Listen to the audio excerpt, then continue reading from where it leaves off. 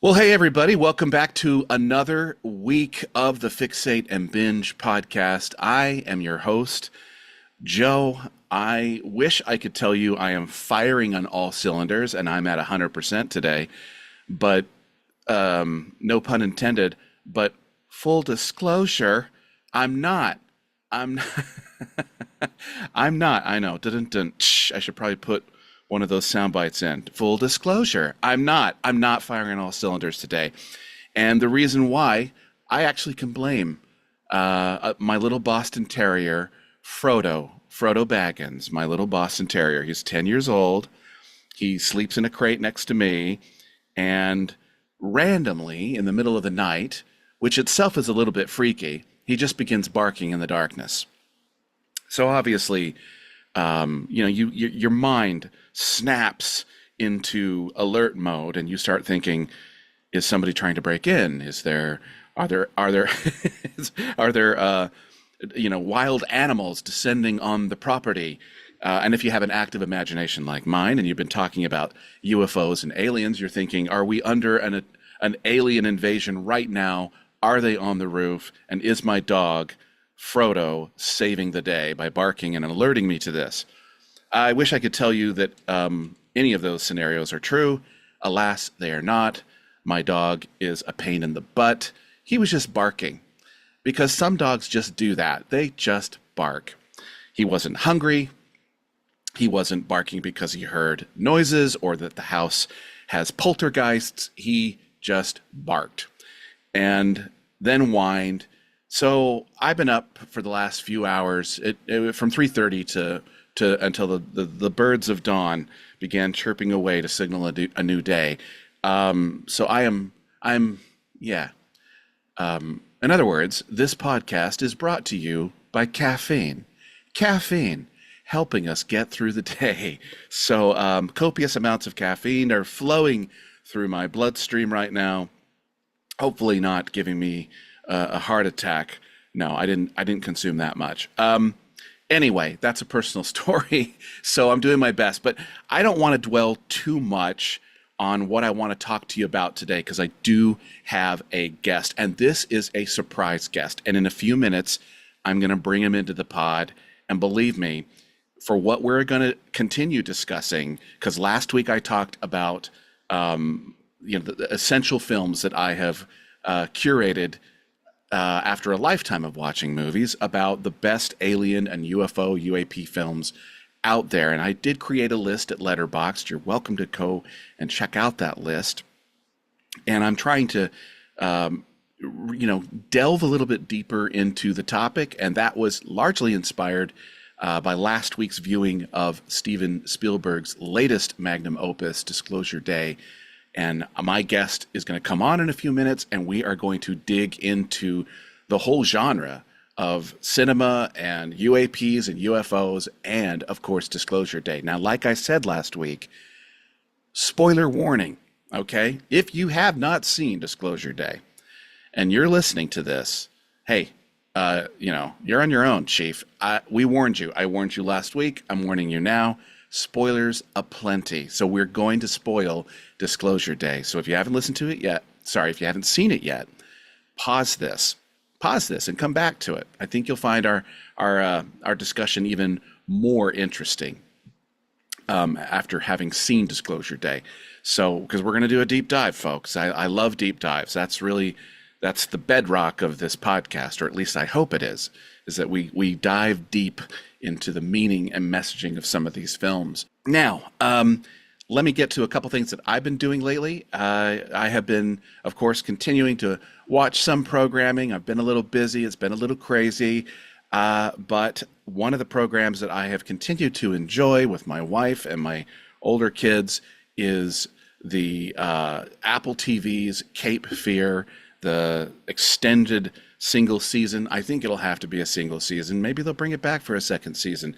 It's co-produced by Steven Spielberg and Martin Scorsese. Javier Bardem is just chewing up the scenery in this. Amy Adams is fantastic. Patrick Wilson, also very good. And Juliette Lewis has even showed up to, it's like I said last week, it connects to the original. well, not really the original. It connects to the early 1990s film Cape Fear that Martin Scorsese directed. And so it's been kind of a full circle moment. The film is unsettling, is a psychological taut thriller and very unsettling.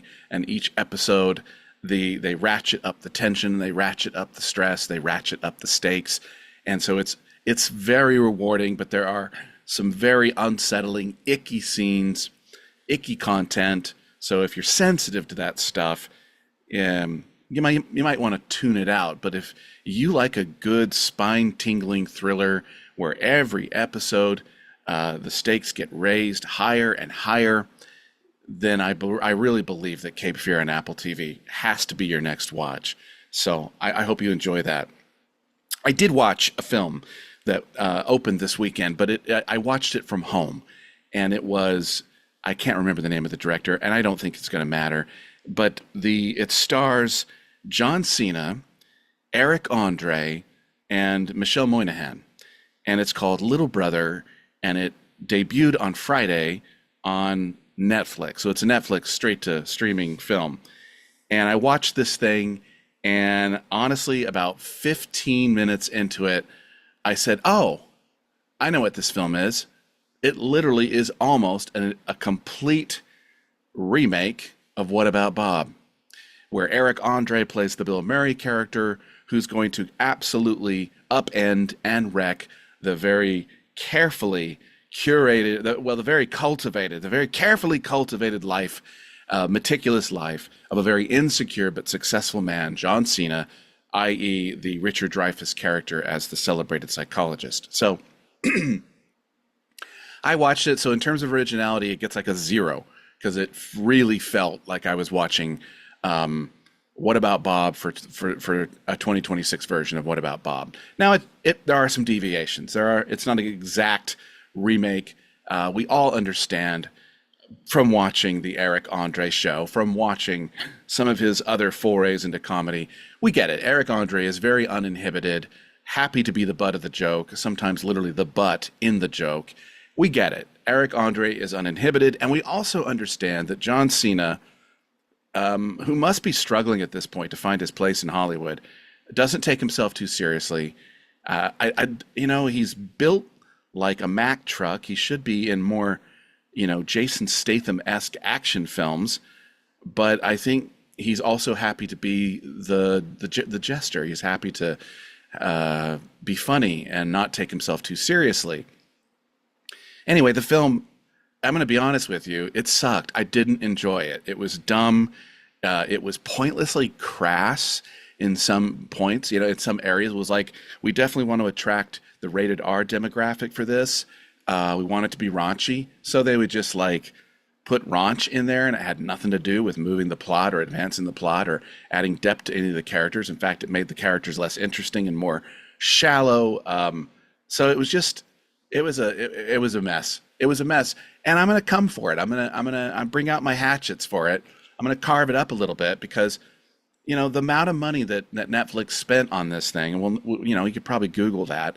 It's probably like a $40 million film, and it's like, why don't you just take that $40 million and spend it, towards promoting an independent film that's been critically, acclaimed. That celebrates an emerging new talent, an emerging new voice. Why don't you use all that crappy money that you just flushed down the toilet and put it towards something that has meaning, that has memorability, that actually has originality? So I don't know. John Cena's been making some howlers, some really critically bad films on Amazon, and now he's doing it for Netflix. And I don't know. I think that guy, he needs to figure out what he wants to do with his career in Hollywood. Anyway, the one film I did want to see, and I haven't seen. Actually, there's 2 films I want to see, and I haven't seen them yet. They're in cinemas now. Frankly, I'm waiting for the crowds to subside, which is a nice thing to say because I love going to the movies.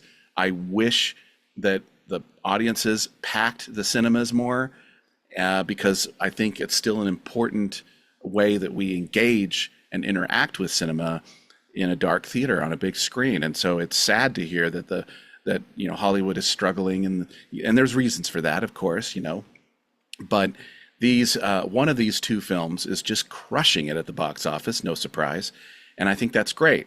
I'm trying to avoid the crowds, unless Pixar or Disney wants to send me advanced screeners of their magnum opus, their wonderful films.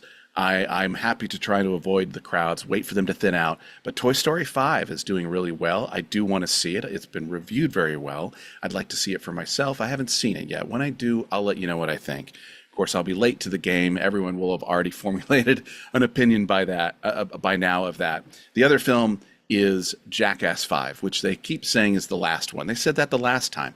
Now they're saying this is the fifth and final film. I have loved the Jackass television series. I watched it through college. My wife and I were dating when the first Jackass film came out in the cinema. I remember laughing so hard at the first Jackass film, I fell out of my chair. So, you've seen that acronym, ROFL, rolling on the floor laughing. That has actually happened to me, and it happened in a Jackass film. So I've heard that the fifth one is hilarious. I can't wait to see it. I don't know if my wife wants to see it, but I can't wait to see it. So that's something that needs to be seen that has not been seen. Now, I want to get to my guest. My guest has been on this podcast before. He is an award-winning writer and director. I had my guest on last year to discuss his 2025 film, HELLBENT on Boogie. It's currently streaming on almost every platform you can think of, on Tubi, Amazon. And it's a fantastic film. I believe it was made in Florida. And when I had them on, I had Shiloh Fernandez and Alex, who also co-starred with Shiloh, on the podcast. And we just really discussed this wonderfully heartwarming film that Vito created and brought to fruition and put out there. And it's about sibling bonds and about dreams and about taking risks, and a very inspiring film. And I wish they had taken maybe a tenth of the budget for Netflix's Little Brother and put it towards promoting Hellbent on Boogie, because this is exactly what I'm talking about. The films that Vito makes and that other independent filmmakers are making deserve more attention. So anyway, I got in touch with Vito earlier this week. Vito would love to have a conversation. He really is passionate about this topic of UFOs and UAPs, extraterrestrial phenomena, this type of stuff in cinema. And so for the second part of this, and also, like I said before, a deeper dive into Steven Spielberg's Disclosure Day, I'd like to welcome back to the podcast. Hey, Joe, thanks for having me again. Super excited to talk aliens and UAP and Disclosure Day. Yeah. So the other films that I had on this list were Signs by M. Night Shyamalan. I think everyone's seen it. I had Jonathan Glazer's Under the Skin with Scarlett Johansson. I had Denis Villeneuve's Arrival, I think. No, what was it called? Yeah, Arrival. Yeah, that's right. One of the best ones. Yeah, such a fantastic film. And I had District 9. I had, what are the other films I had? I had District 9. And then I had No One Will Save You, which I thought was actually really good for Hulu. This is the girl in the town, and she just runs from the aliens the whole movie, right? Yeah, and they like besiege the town, and they kind of, which I had almost no dialogue, which I thought was really clever. And then I added Jordan Peele's Nope, and a film from 2019 called The Vast of Night. Oh, that movie's incredible! Isn't that movie's incredible? Drew's doing he got taken to the big leagues now. He's like working with McConaughey and another huge actor. Oh, really? Wow. Oh, yeah. Well, Vast of Night was fantastic. It really so good. Draws its inspiration, I think, from Orson Welles' War of the Worlds, that infamous radio broadcast. And then, of course, I closed out with, and we don't have to get into all of these particularly, but I closed out with Project Hail Mary, because it does, spoiler alert, include an alien in there, and also, of course, Disclosure Day. But is there any of those films, Vito, that you want to discuss that has influenced you or inspired you? I think all of them have in some ways. I just recently saw Mars Attacks as well. I'd add The Abyss to that list as well, in a I way. I did add Abyss to last week's episode. There you go. Yeah. Yeah, I mean, I think you mentioned They Live. Um, there's, I mean, Fire in the Sky. I think you mentioned as well. I mean, all of them. I mean, Signs was like pretty monumental for me, though. I was pretty young when I saw that, and the alien popping out from the bush Whew. terrified me for so long. I got older, I was like, why is this so? Why did it work so well? And I think it was like the timing of the film and stuff. But yeah, Signs was a big one. I saw Disclosure Day recently. Okay. I'll admit I was pretty disappointed by it. Oh, okay. Um, but I'm just like I'm doing research for a film I'm writing, and so I've been consuming everything UFO UAP for years. Really, the David Fravor account like shifted me, and so I demand a lot more from a UFO movie now. And yeah, I just felt like Disclosure Day was mostly out of touch, unfortunately. Okay, yeah. Well, I would really like to get into that. And like I said, I warned my listeners at last week's episode, and I'm warning them again at this week's episode one more time. If you have not seen Steven Spielberg's Disclosure Day, which is in cinemas now, we're going to spoil it because you've been warned. So turn this off, pause it if you intend to see it, come back, and then join the pod. But there were things I really really enjoyed about Disclosure Day, but I would really like to hear from you. What didn't work? What was it that you were looking for in the film that it just didn't meet your expectations, Vito? But did you like it?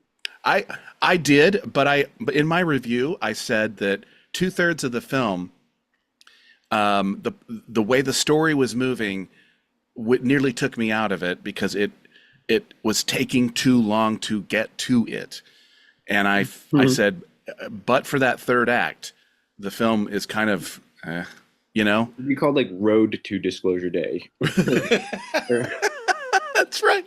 That's absolutely right. Yeah, there were a lot of implausible things. Like, how is this guy, Josh O'Connor's character, walking across a field with a very loud backpack with all of these FBI agents or all of Oh these? yeah, yeah. It Yeah, felt like he wanted to do the scene from Children of Men when mm, Clive Owen is like sneaking in the morning and like gets in the car and it doesn't yeah, start. Incredible. It's like all in one take. It felt like he wanted to do that, but it just felt off. I mean, for me, it was just the ideas though, like what it yeah. presented was just kind of like I don't know. It was kind of like 20-year-old Reddit, like a kid on just getting the first Reddit like UFO conspiracies and then writing about it. It hits on like remote viewing, and then it even shows like the famous Nixon Gleason story. I don't know if you caught that in the movie. I did, and I knew who exactly that was. I'm like, I thought it was oh, silly though, and that's what it starts with. I think it shows that like, first, and I was like, "Oh, so it's saying that's real?" Like I thought it was always just kind of a silly story, and yeah, then it just shows it as like a security camera footage that looks fake. It looks AI generated for one. It doesn't look like it's not convincing CGI, which is at today's day and age, it's just kind of inexcusable when you have things that like Fincher does that's completely invisible, or like all the VFX that goes into even a film like Sicario or something like that, where you're just like it's completely invisible, and then you go to Dune, which is just like you know what I mean. We've reached the point now where it's just like the verisimilitude you can get is incredible. So it's just kind of inexcusable, like the ending and stuff to me with the alien. And it just looks like a CG render, and I'm like, I don't know what he's trying to do here. Yeah, the ideas just seemed kind of juvenile and not well thought about, and it didn't have like an interesting point. Like you mentioned, Nope, and the mhm, reason Nope works largely for me is because it's a fresh idea. It's all these movies promise like, "Oh, here's a mystery we're gonna unravel through the movie," and you kind of hope that the person's smart enough to give you a theory that you're like, I hadn't thought about that, or is an interesting take on it. And there for Nope, it's that it's not spaceships, it's a creature in the sky. Like yeah. that's kind of like the twist, or like the hidden part aspect to it. And there wasn't, I don't know what the hidden aspect of this was other than like the empathy thing, which it didn't ring true to me. It didn't ring true to me at all. And yeah, it's called Disclosure Day, and that happens like at the end of the movie. There isn't much thought on like what would happen, which is what I thought he was going to try to tackle, but he kind of just glances over it. And then so the scenes like the train action scene or him sneaking by the FBI, they felt like diversions. It just felt like I Mhm. was like, why are we spending time filming these things when the movie's supposed to be about ideas? Something like Arrival was kind of, what Arrival shows how incredibly difficult it would be just to communicate with something. Like Right. so good. And yeah, Disclosure Day just felt like very juvenile. And then even the execution, it was just well made because you could tell it was a big budget. But yeah, I found myself kind of drifting at every action scene. That's fair. That's absolutely fair criticism. I was looking at it when I saw it, I liked the third act because finally the buildup, it finally did reveal something. And it was nice to see all the footage on all the screens. Okay, that was really It all effective. looked fake though to me. Did it look CGI And it rendered looks or so fake to me, AI? and also because we're seeing now real Yeah, footage. It's like, yeah, why wouldn't you just emulate what we're really? And he teased that. Like when yeah, I first heard this movie was in production, there was so much ramblings about it. It was like Reddit things, and they were being super secretive. yeah. Spielberg doing another UFO movie, and to me, the narrative around UFOs has shifted since the David Fravor account. At least for people who care at all about this, like again, I said I'm a born conspiracy theorist. I always gravitate to them. Yeah, And yeah. my natural like battle is just how do I convince myself how do I become a skeptic and stop myself from going down the hole. Yeah. And I would just gave up on aliens, and then the David Fravor came out, and I think a lot of people were like, wait a minute, I thought this was all hooey, and now we have to look into this because I can't. David Fravor is the single account that I can't rationalize around. It's the only one that has like 99% truth to me. There's I can't Well, figure it out. So I thought he was going to talk about that. yeah. And then when he shows that it is a sequel to Close Encounters of the Third Kind, did you catch that scene? I didn't necessarily know, They but it show the handheld footage of the small aliens at the end of Close Encounters of the Third Kind. was that in one of the It screens was that in they. one of the screens. And so I was like, I didn't my catch mind that. immediately went to like, oh wait, that would be a more interesting movie than this.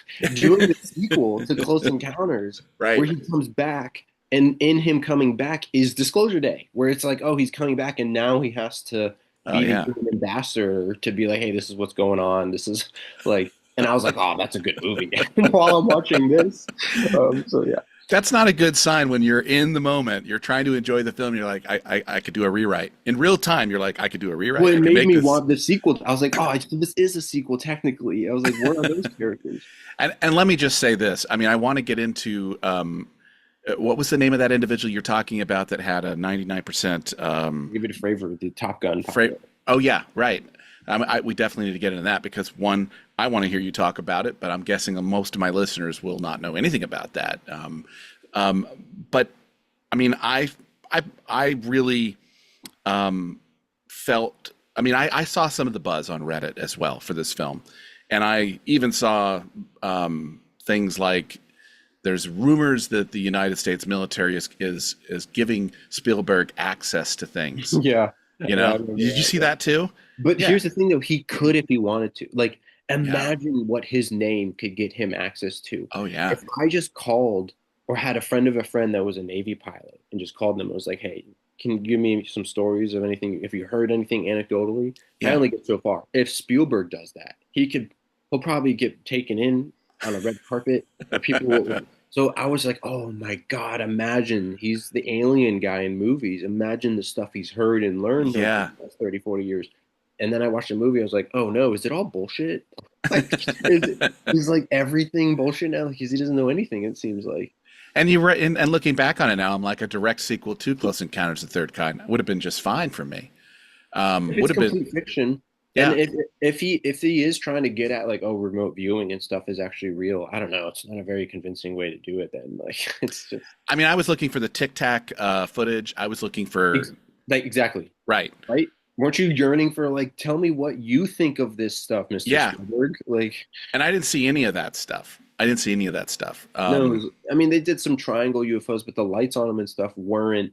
They didn't do anything that would make your brain go, "Oh, that's what we're seeing in real life." Like, Right, right. And there's been credible sightings, like over Tel Aviv. There's been all kinds of stuff where I'm like, I don't know. and I so don't. many of them, it's just like it comes down to, but like Phoenix Lights is a great example. Like that was a huge. Massive, wasn't it? It was at night. It was like Kurt all those. Russell saw it flying a plane. He was flying a plane that night, and he saw it from a plane. Yes. How many stories have to line up to be like, okay, let's throw an image of that thing Yeah. in the movie, like just to like, I don't know. It's like the Blair Witch Project stuff. It's like how much of this is true and how much is not. Like, Right. And Spielberg could have done something like Blair Witch, right? He could have that blurred, illusion and reality. He could have done something like that. it would have been easier than what he did. It would have been easier. Yeah. Well, from that perspective, Vito, I completely understand. I mean, I looked at it also from spectacle. Can Spielberg keep an audience interested in a topic? And I felt that I love how you've called it the road to Disclosure Day because it does feel like a chase film. um, and And it I, is. I thought it could have. I think he could have got more to the point. And I think, and when you call a film Disclosure Day, then it builds up the expectation. Oh, you're going to disclose. And what did you share that wasn't already out there and wasn't already I mean, the known? alien at the end, it was Yeah. just wasn't convincing. And then I was like, okay, it has nothing. He did the what's the? It's one. Oh my God, Lost in Translation. Yeah. Yeah, he did like the whisper at the end that we don't get the answer to. And it's Right. just like they said David Coep, the writer, had like 40 something versions of it. And This is it the one makes they me, went with. yeah, well, it makes me think like what were the first few? Like what were the first few that was maybe more David, like trying Yeah. to like, pitch something versus Spielberg saying like, nah, we gotta make it. Who Yeah. knows what happened, but I mean it's still like incredibly crafted and stuff. Like, but it Yeah. made me think he should just be doing more. I don't know, like what's that like Train to Busan, like that zombie, like she should just Yes. be doing more action genre stuff Yeah. because the he just wanted to do those set pieces. It felt like instead of actually talking about the topic, like Yeah. I went in expecting more than what we ended up getting. I can recognize that Spielberg is still one of our best storytellers, and I appreciated some of the contributing bits that went into it. I'm like, Emily Blunt is still a fantastic actress, and she does a great job here. You finally revealed some of the goods at the end, but like you said, the road to Disclosure Day, the road we take to get there, it felt a little bit dragged out for me. It really could have benefited from a nice chop or a rewrite, or can you reveal more in the buildup? But that's just me. Yeah. yeah, I would have liked to have seen what he thinks the reaction to Disclosure Day would be. Yeah. And And I just saw Mars Attacks. They do it right on there. Jack Nicholson, the president, gets on TV, and why would we believe a weather forecaster like going on TV and saying this? And you'd be like, wait, what? Who is this lady? It has to be the president of the United States going on yeah. television and saying, listen, this is what's going on. And then even then, you'd split the country. It'd be like, this is a psyop, this is like an inside thing, and then Oh, yeah. talk about that. Maybe there'll be like people rising up and stuff, and you could have an exciting movie about the factions, about like, is this real or not? And then Yeah. the hoopla gets so crazy, wars start, and then the aliens have to show back up. And like I don't know, Evangelicals flip out, which he hinted at, and he has like the nun. He Yeah. just gives Yeah. you like a nice log line. I think he just didn't want to touch it too much, honestly, because that's a tough subject. Like, I think he was thinking about ticket sales, probably. Like, I don't want these Christian evangelical groups to pick it outside of my cinema, although that's almost an endorsement to see it. I mean, I don't know. I think he might be religious. I don't know.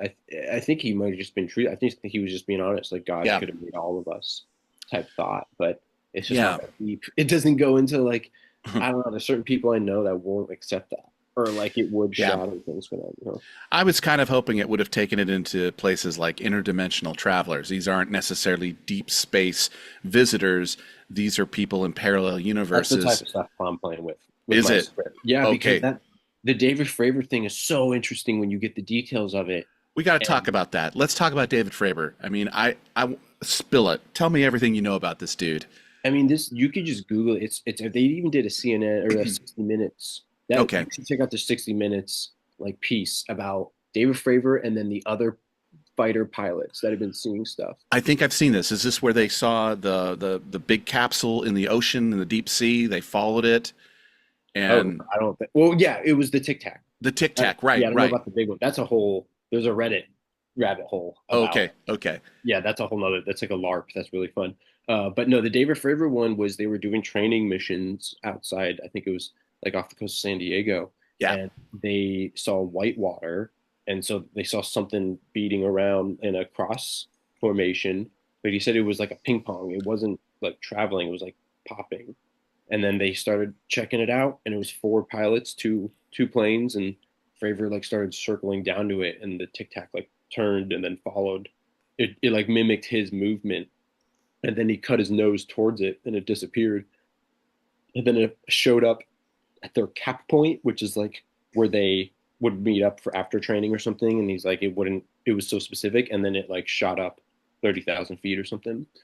But some of the fun narrative stuff that I think people leave out is like how we got why now. I think after 2001 there was the Patriot Act pass, and there was a huge upgrade to our defense systems, and one of those things was these new radar systems on the Navy ships, and it was 2005 2006 or something like that. And Yeah. they finally integrated them into most of the ships, and then boom, bing, bing, bing, bing, bing, bing. That's when we started hits on these things. So it was like we couldn't see them before. We got this new radar system, and then David Fravor, and I just believe him. And then the co-pilot came out, who's like a woman. They just these people seem like consummate professionals. Like Right. I, Career Air Force pilots. that are Uh, like reluctant to come out. Like Nothing to be gained by saying this. It doesn't going to help their careers. It might actually hurt their careers, right? no, I mean you can, and then you could say this is like some incredibly deep psyop thing, Right. because I think there's three outcomes to me. If you go off David Fravor, like okay, well shit, that okay, we got one. And Okay. then from one, now you can set a foundation of like, if that was real, there's like three options to me. There's one, it is what it is, and it's we don't know. Like Fravor in the military are seeing these things, and they just have no idea what they're seeing. Two, which is probably the most or the second most terrifying, is that they do know, and it's like the Steven Spielberg type thing, like Roswell was a crash, and they've been trying to reverse engineer, and Bob Lazar and all that kind Yeah. of stuff, like which is scary in itself, because then it's like, well, how much like technology and stuff, because like microchips and being Right. able to do certain things came out at certain times. So you're like, okay, well then that does that lead truth to that? And then Right. that's a whole other scary thing. And then third, which I think is the scariest, is that there's no aliens and it's us. That it's our technology that they're playing with, and they're just trying to throw us off by saying it's aliens. Because if we had technology that could like teleport like that, everything breaks. Because like shipping lanes, cars, asphalt, everything is no longer needed. And then it's like my mother who, got stabbed in the street or whatever. If we had ambulances that could teleport, we wouldn't have to worry about this stuff. So like, how do you disseminate that kind of technology to the world? And then how does it work? And then who gets the power of it, and who gets to make money off of it? Like the whole conspiracy of like, if they have a cure for cancer, they're just going to hold it because it's more money for treatment, which I don't believe that. I think there's money to be made in a cancer treatment. Like, and it's such an evil thing. I think people just want to get rid of it. But for, like I said, the third option is the scariest to me, because it just means that like, yeah, that we are sheep in a way. Like the government just has these clandestine groups that are so far ahead scientifically with physics, and they're just like, we can't even release this because it's an exponential leap that then breaks our sort of antiquated system that's like still built on fossil fuel stuff. That's a good point. Because when you think about the description of some of these aerial phenomena, if I say UFO, there's a certain stigma about UFOs. But if I Well, say, they changed it to UAP. yeah, They changed it UAP, to yeah, phenomenon, as if to say yeah. it's an object. Because when we say UFO, our parents' generation, we're probably going to think, oh, the little green men from Mars. Yeah. But if we say UAP, we're like, we're not actually saying these things are inhabited by creatures from another galaxy. We're saying there is no current explanation for this. It defies physics. And so when you say that there's a concern that the government, if this stuff was released, it's because the descriptions of these spacecrafts or aerial phenomena are defying known physics. It would rewrite the laws of physics in many cases if it was all completely disclosed, as it were, for the lack of a better term. Is that what you're saying? Absolutely. It's like the movie Oppenheimer. It's like another group of scientists that just got together at the tip of the iceberg, or tip of the mountain, because you only take the best of the best. You need a lot of money. You need Yeah. probably certain things, probably really tricky. Like, I mean, how many countries can build a Hadron Collider to do something like that. Right. So maybe it's some sort of effort that's been going on, and it could be a mixture of the three, where it is the same thing. It's like aliens or interdimensional things, or one of my favorite theories, like the abyss, like they've just been on Earth evolving with us, but we Yeah. came from the ocean. So what else is down there that evolved parallel but never made it out? I mean, we found life around geothermal vents and stuff, like, so life can thrive in crazy places. Yeah. And And we even have life that's hundreds of thousands of years old in ice, you know? oh my God, there's so many movies about like when we send probes to Yeah. what is it? There's a moon around Jupiter or somewhere where it's just like ice shell, but they think there's geothermal vents Oh underneath it, so man. there could be civilizations just like miles under ice. Like, um, Wow. I mean, when that's I so fun. when I hear about when you're talking about it could be us, you know, it could be these interdimensional visitors. It could be future versions of Yeah, Homo sapiens. yeah, I I've heard that. I've started thinking about that because I'm like, there's so much activity around military installations, and when you're talking about Oppenheimer, that just triggered this idea that maybe these visitors are trying to I don't know, interfere with our defense systems, so they shut them down, tweak them, or whatever, because Yeah. they're afraid that we'll annihilate ourselves. Maybe they're from they're traveling through time, and they want to slow us down because we're on a trajectory for world annihilation, and if that would cancel them out. I don't know. I mean, this is. What do you think? I mean, is there anything to be said about that as a theory? I mean, those are fun. Those just sound like novels and stuff, though. You know what I mean? Like, Okay, we can't okay, discern anything like that. I mean, those are fun. I mean, it's like Tenet. You know what I mean? Like the yeah, future versus the past. Or sure, I love that theory. There also is like um, theories of, yeah, they're going back in time just to like learn and figure out like where did we even come from if they did have time machines, like, um, and they're trying to maybe figure out where time even was, like where is the moment we did time travel or something like that. Those are all fun, but I can't, again, I just kind of go off like the stuff that's for sure. And then so yeah, then that David Fravor one led me to Ryan Graves, who's another pilot. He's got like podcasts and stuff. He talks about it, but he talked about a cube within the transparent sphere that like flew right between him and another pilot, to the point where they were like, "What the frick?" And they went back to command and started yelling at him like, "Hey, if you guys got drones out there, you got to tell us." One just almost hit our plane, and I guess was told not to talk about it. And then I was like, wait a minute, a transparent. And again, I'm in deep. I've read so many books. I was like, transparent fear with a black. I've heard that before, and I started trying to look it up. It was in accounts from the Foo Fighters, like the original World War II pilots yes, that said they yeah, saw like glowing orbs and stuff.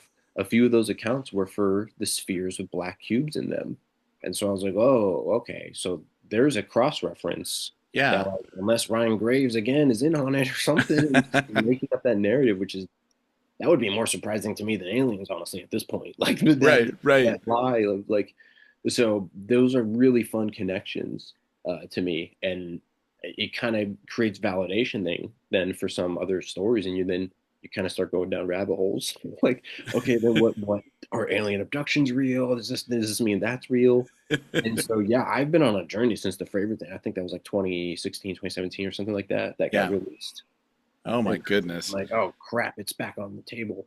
Well, And then, yeah, go ahead, carry on. no, I Sorry. was just saying, then now I'm getting back to going from believing everything, because David Fravor almost brought me back.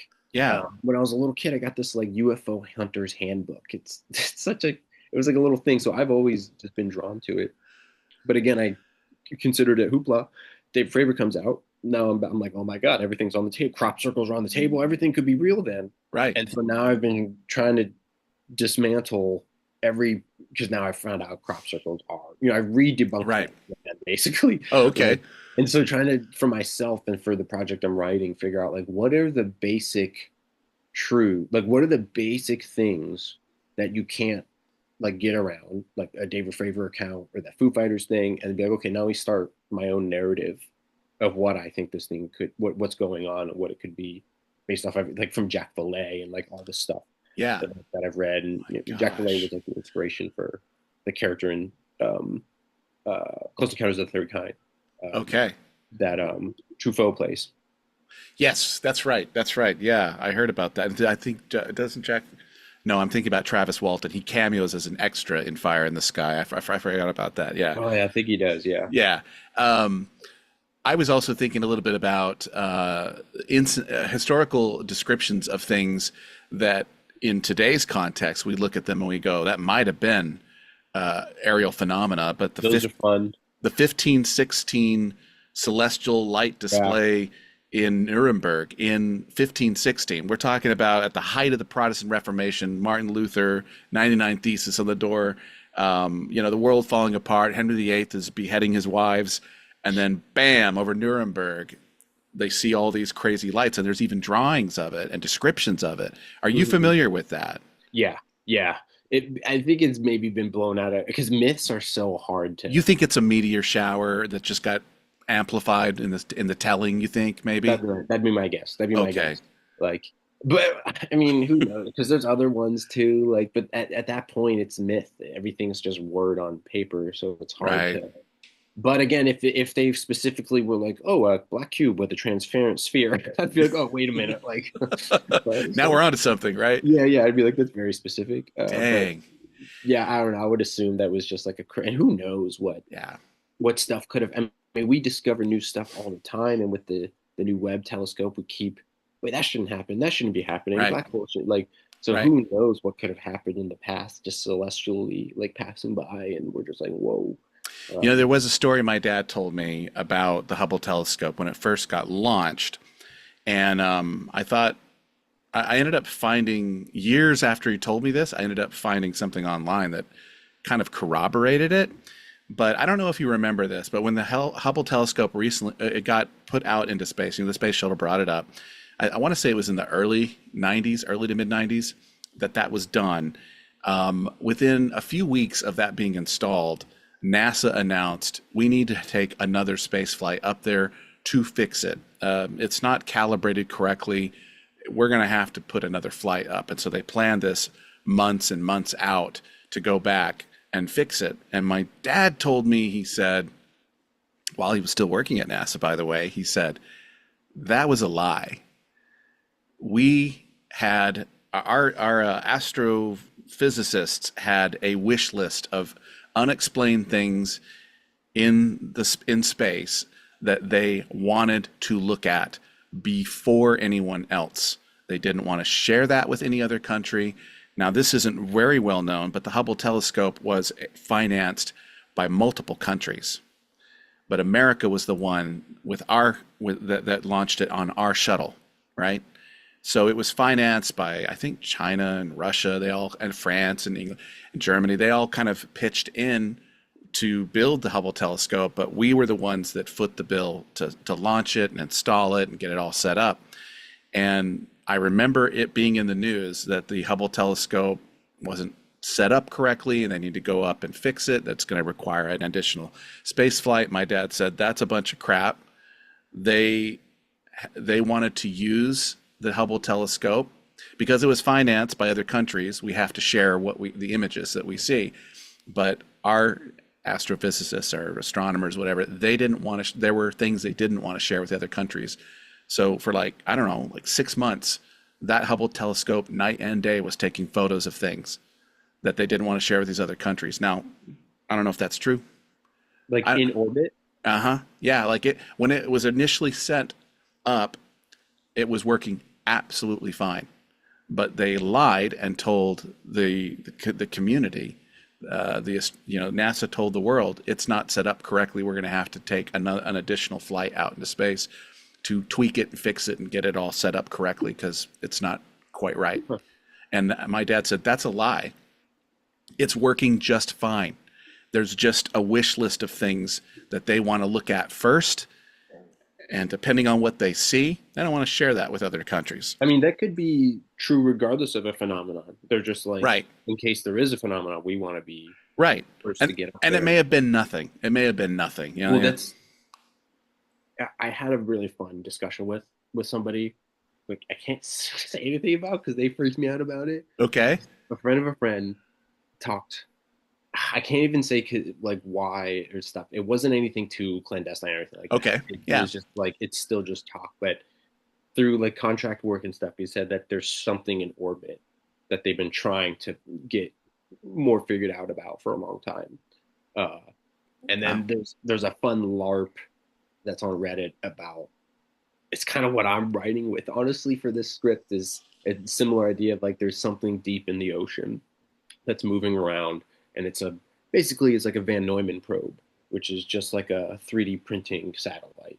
So Okay. it's something, an alien or interdimensional thing or something can just plant on a planet, and it just autonomously operates and continues to do whatever it wants to do, but it like pops out probes that are like made specific for specific jobs, whether it be a tic tac looking thing or a black sphere with the whatever. Like it makes specific probes just for certain things.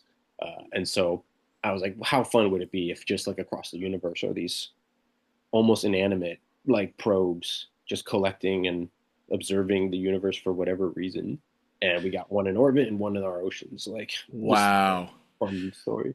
And like you said, they're autonomous, so you don't they're pre-programmed to just explore But we're and like trying to probe at them, and it's yeah, not like intelligent. It's not like hello, we come in peace. It's just like stay away, you critter. Like, and we're just like, hey, right. what are you like? You're Which makes for interfering with something that's pre-programmed to do something else. Leave it alone and yeah. it's going to Well, do its thing. the LARP is like we known about it, and we can hear a signature from it, and we every time we try to get close, it like blows up our ships and like moves away Right. and Oh my all these really gosh. fun stories. Because I mean, we've seen the footage and stuff, and we don't know how much of it's true of like where they go underwater and stuff, but they don't disrupt the water like going in and out. So like they're transmedium or whatever. So Or they supposedly. can travel at speeds that defy physics for underwater. They travel, Exactly. So right. I just remembered the David Fravor thing. Yeah. What he said it was doing a cross shape above the water and creating white water. It was like creating. And my immediate thought was, oh my God, it's getting printed out of the ship. It's getting printed out of the mothership. And then it's going to go do its task and take off. And it could Holy have just been cow. like a fresh thing that's just like, oh, what's this little fly flying around me? Like, Yeah. and it's not going to just blow us up or anything. It's more of like, I I love the idea that it's like an inanimate thing. Hmm. That like, what we're running into is so non-understandable to us that it's almost like an inanimate rock or something. Like we can't even fathom.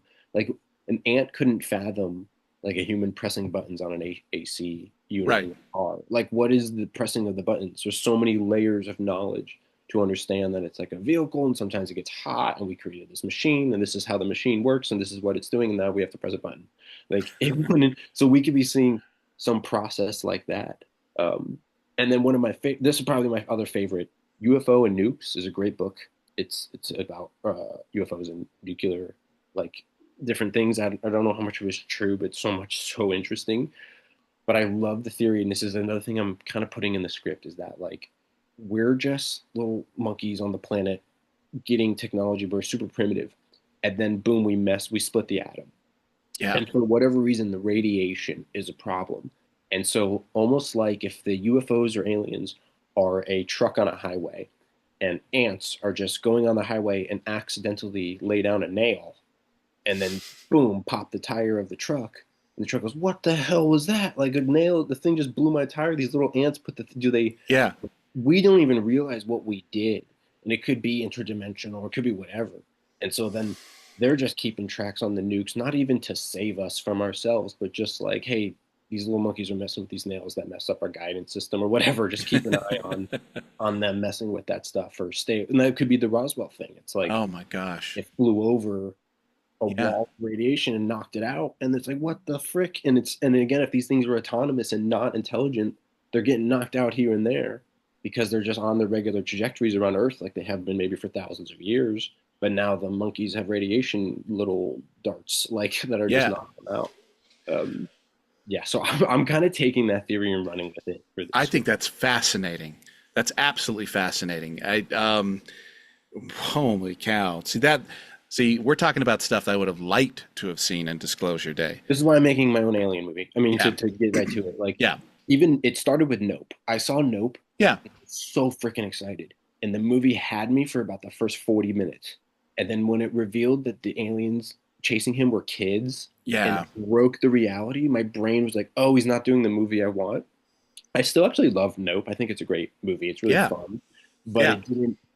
as a creator, I didn't scratch the it. I was like, okay, he didn't do it. And then I heard I was writing this script. I've been writing this script like 5 years now, 5, 6 years, and just doing more research and stuff. And then I heard Spielberg's making an Alien movie, and I'm like, oh God, well that guy's gonna have access. If this stuff I'm reading and getting, he's gonna have the same knowledge I have, Yeah. and he's gonna get deeper. And then I see the movie, I'm like, no, he didn't. Again, I was like, there's still nobody's done it, so I'm running with it. And yeah, we're getting close. Like I'm getting ready to move on it. Like I'm finishing the script and stuff. So Oh my gosh. Oh my gosh. Well, see, this is scratching me right where I itch because I love this stuff.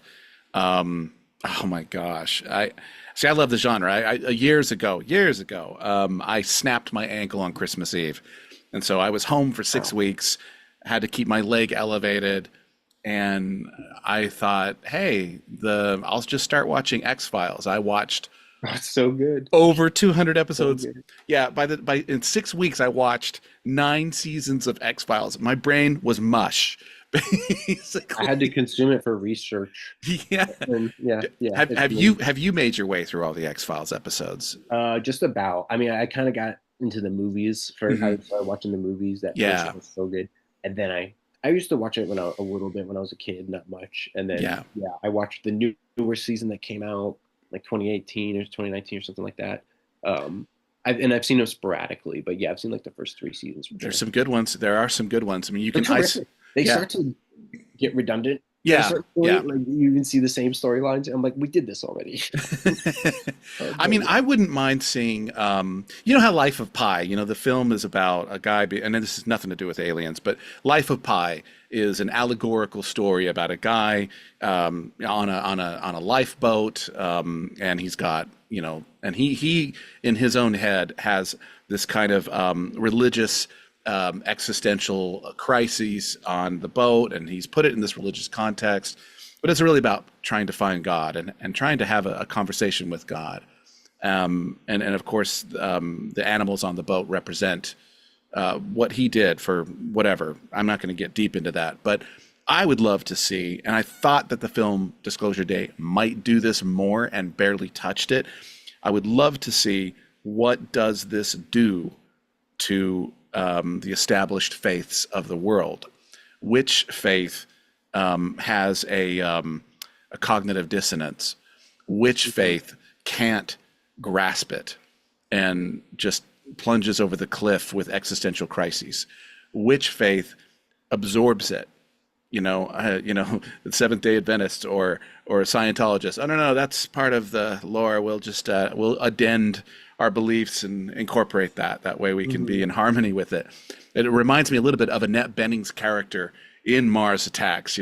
She's trying to just be one with it, as it were. Mhm. Um, I would have loved to have seen a movie that do something like that, less with spectacle, more to do with what happens when someone takes the rug out of your long-held religious beliefs and Mhm. rips it out from underneath you. That would It, be it's interesting. it's fun if you're like the producer now trying to Yeah, make this movie with me. Like that's my pitch.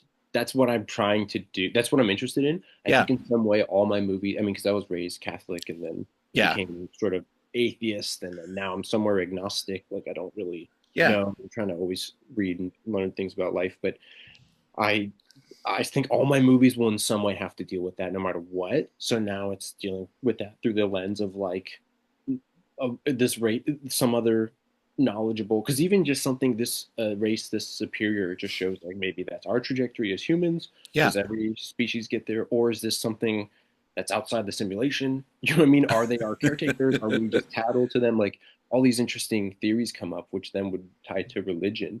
But I think the way to explore that is not through like a big macro like religion scale, like show the Pope and stuff. I think right. it's the way science does it. You show a specific person and their point Yes. of view, and if they're religious, how do they cope with it? And I've had these discussions with family members and stuff, and I have a good mixture of reactions where I'm like, okay, I'm going to write from that perspective, like what Right. I think. And then every time I'm writing, one of the most fun things for me, because I just write regardless if stuff's going to get made or not, I'm able to split brain myself, Yeah. conversations with myself. So I'm yeah, the religion aspect, it's not just so much religion, it's more existential. Like, Right. and then I don't, I don't want to give away everything, but I think there's like things I'm still trying to figure out what am I getting at. But I think Kubrick said is like we don't fear like no God, we fear an inanimate God, like a God that just like doesn't even know we're here, or like something that's Wow. just not, you know, he can't even understand our plight of man. It's just, you know what I mean, it is inanimate to us. So Right. I think that's a fun. I don't know about fun, but I think that's where I'm sort of exploring the tone of the movie of like the unknown is unknown, it's unknowable. Like Right. I mean, it's and then it's almost kind of terrifying. Like which again, Spielberg hinted at that in Indiana Jones when like the alien, she's like, "I want to know more," and the Yeah. alien's like, "Okay," and then she's like, "Blah." Yeah. Like it's like knowledge, ignorance is bliss in a way, but. Oh man, but I think the theme of this stuff, the ending of the movie, I won't say it, but basically, I do have my point of view on disclosure, how I think things would go. My basic answer is I think people would still have to take out the trash. Like it does not matter, like if aliens exist or not, to a certain point. Like I gotta go to work, take out the trash, and my kid's gonna go hungry regardless of what the hell's going on with you guys and your clandestine groups. And so I feel like in a way spiritually it's like that stuff is part of religion. It's like we're not supposed to know or figure that stuff out. Yeah. Like I found this quote from the Epic of Gilgamesh that I was like, oh my god, I got to get this like on a post-it note above it. But it was like to the I can't remember word for word, but it was basically saying like the man like the unknowable things are unknowable. Like if you try to search for truth, you'll find like disappointment and like man's what we should be meddling with is like the laughter of children and like you know the stresses of a day and like these are the things that like will ultimately make you happy. But I think like true faith involves knowing sort of how dark things can get and then coming back Right. to a belief. Then it's a real belief instead of like just an ignorant like point of view on just like, oh, I'm happy because things are supposed to be great because God's watching over me. Yeah. And then if you go through the existential crisis and go, what if he's not looking out for me? Well, I choose to believe maybe something is like there's Right. like a different type of and kind of what I want to get through with aliens. It's like the movie's going to be about that and all these fun theories and the sci-fi of the radiation and all that, but it needs to be about something, and that's what it's about for me more than anything. It's like how these things change your outlook. I that already I'm sold. If in another universe, Vito, I'm a self-made millionaire and You have the I want to A24 produce the. hat on, so Well, thank you. Yeah, I'm cosplaying as a potential A24. If you're listening to this, I'd love to come work for you guys. we could do a funny meme where you put an AI 24. Everyone's calling it AI 24 right now. Oh my gosh. Yeah, they're losing a lot of love for that. They're losing a lot of love for that. People are allergic Deserved. to AI. Yeah, Yeah. people are allergic to it. I don't think they're using it for generation. I think they're gonna try to use it for like software and efficiency stuff. So, Well, I, which can help. It can help because they're a very prolific studio. I mean, they are putting stuff out, dozens of films every year. My goodness. I yeah, started thinking about a film maybe about adjusting our apparatus, our cognitive apparatus, and how we look at things, and how we have to maybe almost adjust the way we think about things. Like I started thinking, like take a blind man, somebody's been blind from birth, explain the color green to him. Go on, describe it. yeah, What can you say about the color green that would visually stimulate what green is in his brain? yeah. Something so simple to us, but it requires almost, and that may not be a very good example, but it might require a completely different adjustment in the way we conceptualize things, It's right? like Plato's allegory of the cave. Yes. That's what that is. Like, Yeah. just if you've seen the shadows and then you get out of the cave and the light would be so blinding for one, Yeah. and then your eyes would adjust, and then you'd be like, wait, the camels I saw, that's what a camel is.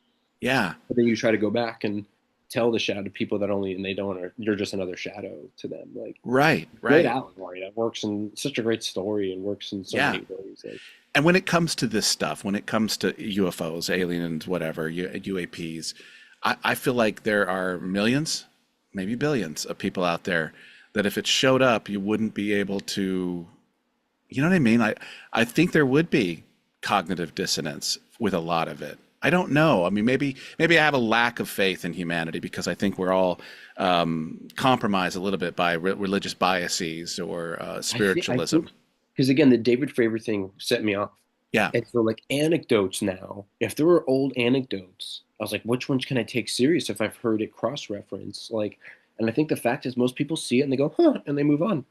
Like I've heard a few stories of people say, "Oh yeah, I was in the desert and I saw this thing zipping around in the sky, Yeah. and it shot off." And then next day, I went on the road trip and continued to see it. Like, Yeah. I went and picked up my coffee at Starbucks. I paid it's my the same thing bills. with I took the trash out, the was what you're fighter saying. pilots. Yeah. Yeah, the fighter pilots. They saw that in 2006, 2007, Yeah. and then they got was held until they started talking about it. Like most people see things and they just pocket it, but then again, I think that's why there's an interesting topic right now because it seems like the lid has been opened.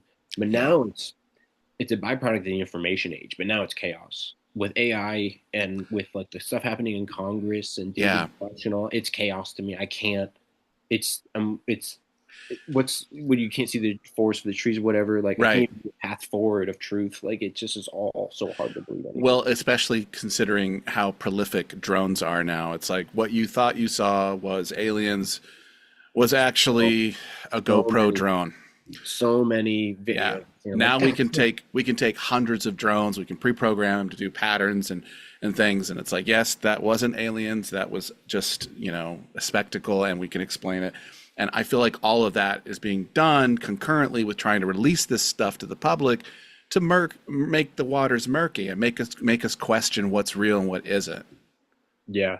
Yeah, again, because the David Fravor account, he does talk about some sort of higher ranking official like taking the tapes of the recording Oh of wow. UAP, and they got it anyways, I guess they copied it or something, but the original FLIR tapes are like higher resolution and stuff. And so Like, I'm like, well shit now. So but again, it could be the three, it could be the commanders kind of know about it. Yeah, we've yeah. been seeing these things for a while. We don't know what the hell they are. Just stop talking about it. We don't care. Like we don't want to spend money and waste chasing this wild goose take of just some phenomenon that Yeah. doesn't make it.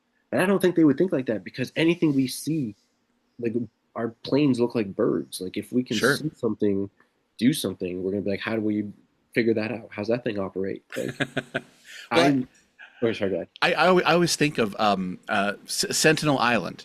Sentinel Island, way out in the Oh yeah, middle, yeah, off yeah. of That's like the Madagascar or whatever. indigenous people. Yeah, and you've got people that have lived out there. They think they've lived out there for thousands of years, and there's no contact. I mean, surely they've seen airplanes or maybe even a helicopter come by, nearby. How do they describe that? How do they? They draw. There's been a story. They draw like images of planes on the ground. They like think they're like sky gods or something. Like Yeah, yeah. It's yeah, like how the conquistadors were when they had never seen horses before, and when they came Moctezuma in the Aztec Empire, and they saw these people sitting on horses, they thought they were minotaurs, or they thought they were one with the horse, and they were terrified when the person got off the saddle and stood by the horse. They thought that was hilarious. one creature.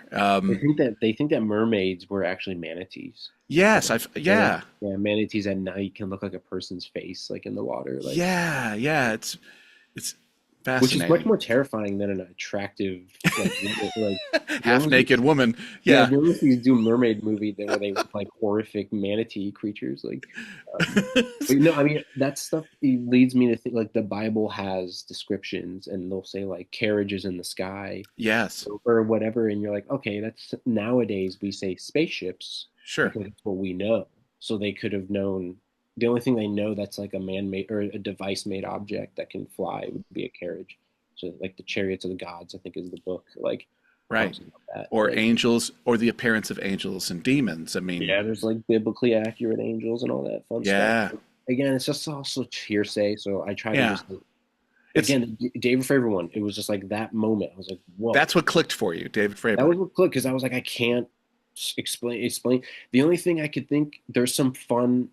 Forget the name of the scientist, but he had this really deep theory in the 50s that there could be like atmosphere amoebas.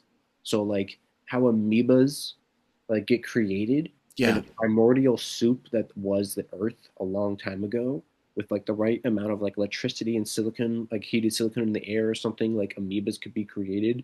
And then like over thousands of years, they could just kind of live like a lobster, like inevitably.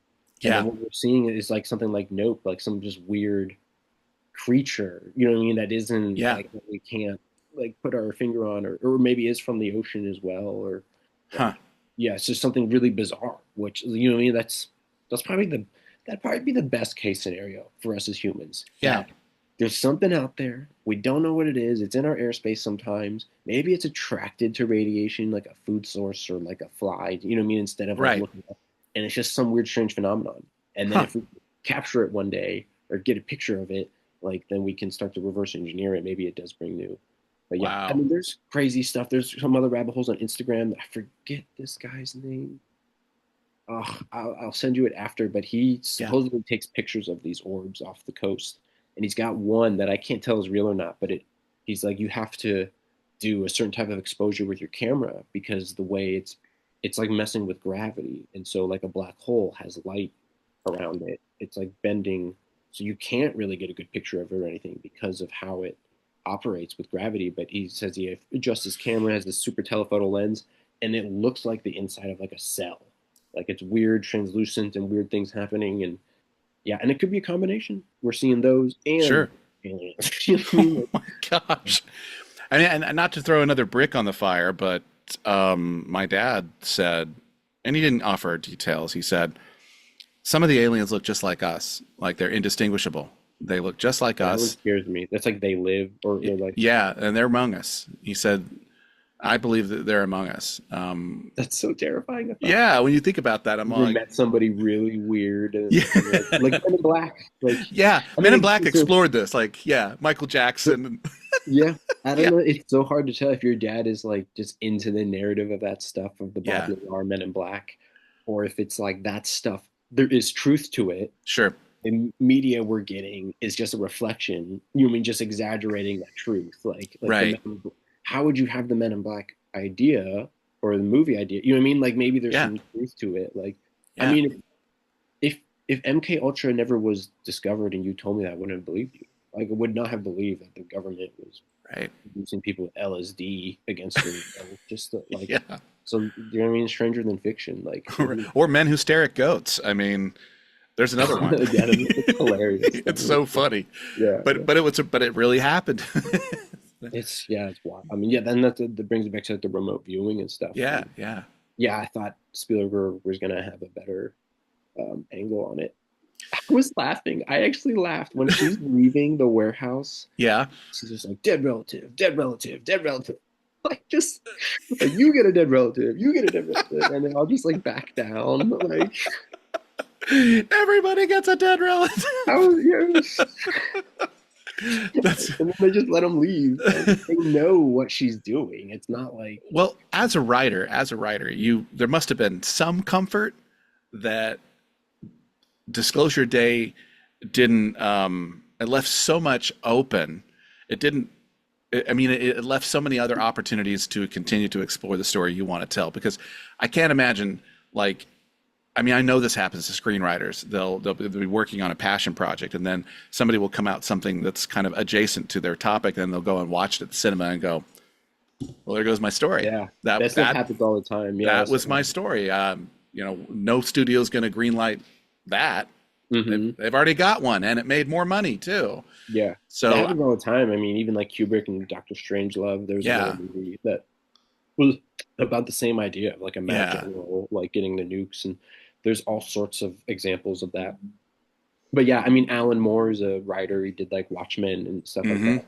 Talks Mm-hmm. about how sometimes it's better to read a really bad book than read a really good one because you know what I mean. You're like, oh, if that's the bar, I can, and then you see what they do wrong, and it's Yeah. easier to take and fix things. So from that point of view, definitely, I was watching it like, oh, I'm fine. He Yeah, doesn't. yeah. There's so many things that I'm going to do differently But than then at the this. same time, you are like now selling like an alien movie. But luckily, I'm gonna go independent, low budget, like Yeah. so. And I'm doing more of a thriller, anyways. Like it's more like a thriller Well, take. I read The Vast of Night, which we talked about earlier. I read that The Vast of Night had a budget of $700,000. Yeah, I mean, yeah, that's like the budget of Obsession.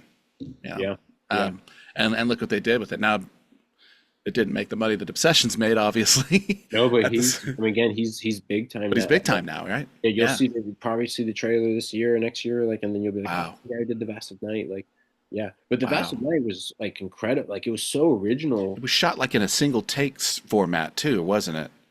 Vast of Night. I want to say I think it was. I think that was the thing with it. It was like Yeah. all one take. Hmm. It's amazing that I don't even. That's not the thing I recall. I recall the Right. story. Like that's incredible. Like because I remember those beats where like yeah, it is when because he has to like fly through the neighborhoods. Yeah. It's one of the best parts of the movie. And, like Yeah. there's so much momentum at that point. You're like, oh my god, this is real. Then the camera is just the movement, the kinetic energy of it, and Yes. like, and you don't see that in movies. In And movies, they cut. You're here. and they recreated 1950s New Mexico perfectly too. I mean, it A was tiny just budget. yeah, with a Yeah. micro budget But like that. you don't need Yeah. when he has the radio call and it's like, Yeah. oh, I don't know if I should say this. Captivating. Yeah. Captivating. Yes. It's words. That's the thing writers tell you not to do. Like, do not do the expository like that. Yeah. Completely captivating. So I'm so excited to see. And he was like a commercial director. I think he put up a lot of his own money for that like project. Like Whew. that's the stuff, man. That's the good stuff to me. That's like Well, this is what I want to happen for you, Vito. I can't wait yeah, to see what your thank next film you. is. And if you need an extra, just somebody to walk in and not look at the camera, I'll be your guy. I need you to put on makeup and be an anal probe alien. Like, Well, as long as you take me out to dinner first, I mean, and be gentle, please. Um, so, yeah, I have loved talking to you about this. To my listeners out there, when Vito first came on to the podcast, sometimes we continue talking after the podcast recording is over, and I don't know how I mentioned this. I mentioned my dad worked for NASA, and I remember even then, Vito, that you had said, "Oh, holy cow! I'd love to talk about NASA, or that stuff interests me, and aliens and UFOs and UAPs." And so I've always remembered if I ever had one of these episodes, I should reach out. And I failed to do that whenever I put together this two series podcast I started last week. So I'm so glad that we got in touch with each other. That's why I've billed you as a surprise guest this week, because this came together very quickly. I'm so thankful that you've given your time on such short notice to do this with me. And I have loved talking about this topic with you. And I can't wait to see your film. I can't wait to hear it going into getting funding, going into pre-production, casting, all of that. So, dude, if you need any help with promoting it or just raising awareness or speaking yeah. with cast and crew while you're making it, I'm at your service. I'm at your disposal. It could be fun to do some talks. If there's any interest in it, because I released the sizzle for Hellbent on Boogie like Okay. time after the fact, like when we got funding and stuff, and because when I saw sizzles from other movies, it was a light bulb, and I was like, oh my god, I can do that. Right. And if I can do that, then I can pitch my movie. So Yeah. if it's helpful, if people are interested in this, and I'm finishing up the sizzle and the script at the same time. So if I get the sizzle done, I Wow. can send that to you, and then if it's if like things are working out as far as like non-disclosures and stuff, Yeah. I can send that to you, and then you could post it if you want or something. Oh, Just be like, oh, this is the thing he was talking about. Like, it would be an honor. It would be an absolute honor. This topic remains a lifelong fascination for me. If you ask me what my favorite film of this genre is, it is Spielberg's Close Encounters of the Third Kind. I saw that as a child, mhm. and it fired into my imagination. I think the same way that some of these films have for you, like Signs or Nope. It just really it electrified my imagination. Yeah, I think it probably was Signs that because it made it kind of scary but real. It made Yeah. it, Independence Day and all those were like fake. Yeah, yeah. Signs was the first one when I was a kid. I was just like, whoa, like this is real. And then it deals with the faith thing in the Yeah, movie. yeah. It addresses Incredible. it. The cross. I mean, Yeah, it's fine. It's so cheesy at the end, but it's so good. Where he's just like, what a great pastor that loses his wife, loses his faith, and then aliens don't take it away. They bring back his faith. they restore it. Yeah, And so, and then the visual of the cross on the wall with you can see them where it used to be, and then Yes. it back up like an incredible score. He was going to do no score. Shyamalan was like, oh, it's just a movie with no score, and he was set on that. And then was it James Newton Howard or Yeah. whoever did it or Howard Shore or somebody. Yeah. I think and then they start with just the score. It turned like he did the opposite. He's like, not only are we going to add the score, the movie's going to start with just credits and score. Like and it's one of the best scores ever. It's so good. I watched Signs with my two daughters a couple months ago. It just came across. I was scrolling through streaming options, and I'm like, Signs. You guys ever seen Signs? No.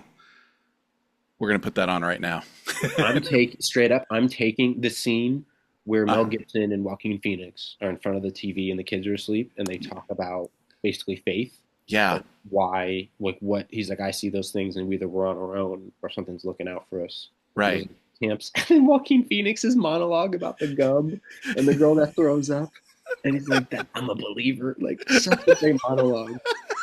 But that Yes. scene though, and how it's lit with the highlight and everything, I'm taking Yeah. the direct inspiration Yeah. for a scene that doesn't discuss faith, but it's the one of my other favorite movies is Primer. Shane Carruth, Uh-huh. Uh-huh. really great director. Really unfortunate story about him, but if you look it up, but he in Primer, there's a moment where his friend has to explain to the other friend that like I'm gonna show you something and it's real.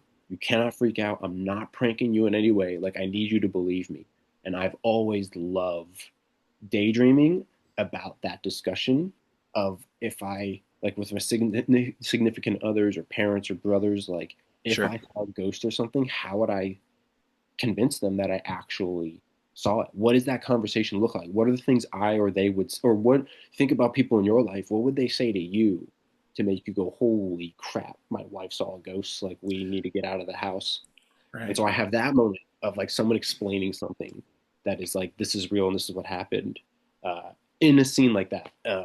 Which, because it's just like that moment, that movie is so, yeah, I've watched it so many times. So that's, I love that scene and I just always, but I want to kind of change, you know, I'm always like Sure. grabbing disparate things and Of mixing course. them together. So, Well, I can't wait to hear your spin. I can't wait to see it. And you know, to my listeners out there, if you really enjoy Disclosure Day, you disagree with me and Vito, reach out to me. Reach out to Vito. Reach out to us. We're not hiding. We have an Instagram account. I have an Instagram account. I have a YouTube channel. This will be on YouTube. And let us know where we got it wrong. But we stand by what we say, and I can't disagree with anything you said about Disclosure Day because you know you're right. You raised a lot of things of what Disclosure Day could have been and wasn't, and it's bittersweet. It's a good and bad thing because it's like, you know, Spielberg, how many more films do you have yeah, left? yeah. You could have done, you could have gone out, you could have put it all out for this, but you also left the door so wide open for other filmmakers like yourself, Vito, to explore things. And It's still a good movie. I think people are being yeah, harsh on it. I think it was still entertaining. Like you see yeah, Spielberg energy and fun, and Emily Blunt's good in it. Like yeah. still a good movie. I Like mean, so just so we know in context, folks, I mean, Steven Spielberg's medium or lukewarm, you know, film would still be any other filmmaker's yeah, yeah, yeah, best film. I mean, yeah. so I would to speak. There's something I wanted to make a talking point though for a while is I have been disappointed though by the greats and how conventional they're going back. Like uh-huh. I just imagine, and maybe I'll hold my own feet to the fire with this, but like if you get a career and you are able to develop a brand where you can pull financing just off your own name, and if Right. Spielberg wants to make a movie or Fincher wants to make any of these people want to make a movie, there's somebody who's going to hand them money to do it. Maybe it's not like 60 or 70, 100 million anymore, but they can get 20, 30, 40 million with the advancements. And just like, why are they going more conventional? I just feel like if I were getting older, I would push the envelope more. Like, Right. let me do a movie with no name stars. Let me do a movie that's like this or that, or force. You know what I mean? Like, because why are they still trying to make more money? Like, Yeah. do something that pushes boundaries and stuff. I don't know. It's a kind of a hope, and it's a weird reason I actually liked Megalopolis. It's a terrible movie, but I Really? liked it from Because Coppola went out all you out, were all right? for it, and it's a singular vision, and it's freaking weird, and it's so out of touch, but it's unique and it's different, and I just like at least try for something. It's just so out of Yeah. touch, Yeah. but I don't. And then if yeah, there's some filmmakers like Scorsese and these guys, they don't miss, man. Like a lot of directors have primes. Yeah. Some of these guys don't, and again, I just want to see them push bound. I was always waiting for George Lucas to do what he says and do wild experimental films that he talked about in the 90s and stuff like, and I just never saw any of them.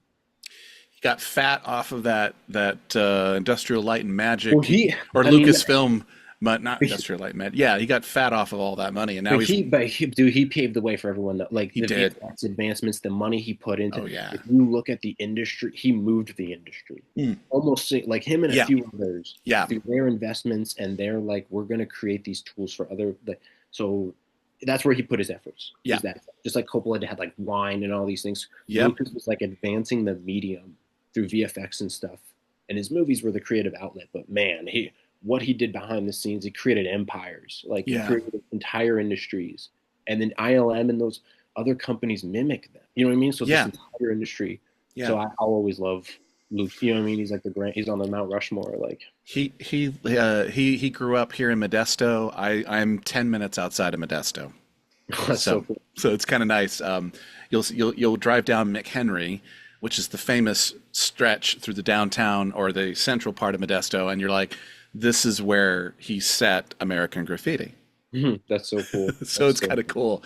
Yeah. Vito, I've loved talking to you. I know you've got a very busy day. Thank you so much for your time today. We're gonna you're gonna be back on this podcast in some way, shape, or another. That was super fun. I'm down. Yeah, that was awesome. Yeah, I've enjoyed talking to you. I could talk to you for hours. Just to give my listeners an idea, I mean, I'm exhausted. I have almost no sleep. But when the conversation is this good and this engaging, it becomes its own stimulant. And so thank you for bringing your A game to this podcast and for your time. You are an exciting, visionary talent as a writer and a director. I've loved your work. I'm going to continue to love your work. I can't wait to see where you take this story in this genre about UAPs or UFOs. I can't wait to see where you go with that. Because I'll be there with bells on, man.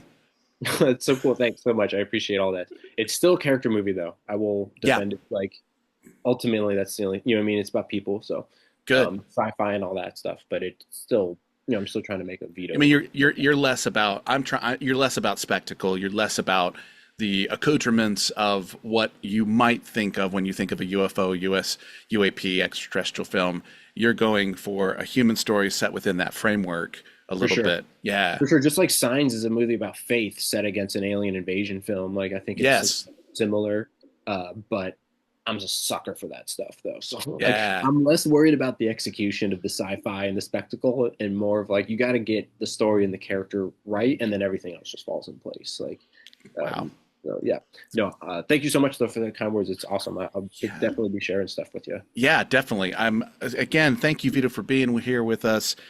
With my listeners, this episode will be out in a few days. To everyone else listening to this, more exciting things are coming up. I've been given some screeners for films that have not been reviewed yet by critics, so I have a critic review embargo on some of this stuff, and I may have opportunities to sit down with some of those filmmakers coming up. Wherever you are, I hope you're healthy. I hope you're happy. I hope you're in a great place. Your mental health is so important. I talk about it. I wish it for everyone. If you want to see an example of people getting along very well, relatively very well, from different walks of life, from different cultures, from different traditions, I'm not saying you have to become a soccer fan, but just look at how people are behaving at the World Cup.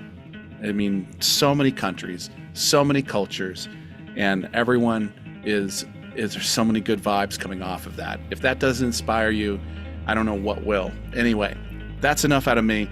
You have a great week. I'll see you next week. Bye-bye.